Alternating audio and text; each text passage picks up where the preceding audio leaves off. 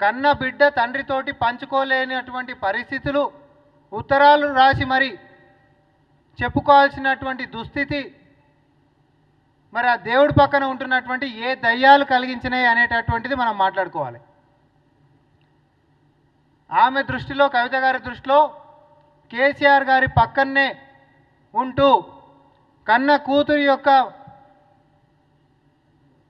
సమావేశాన్ని కూడా జరగనీయకుండా, తన మనసులోపటి మాటల్ని కూడా చెప్పనీయకుండా ఆపినటువంటి అతిపెద్ద దయ్యం ఎవరు అనంటే సంతోష్ రావు.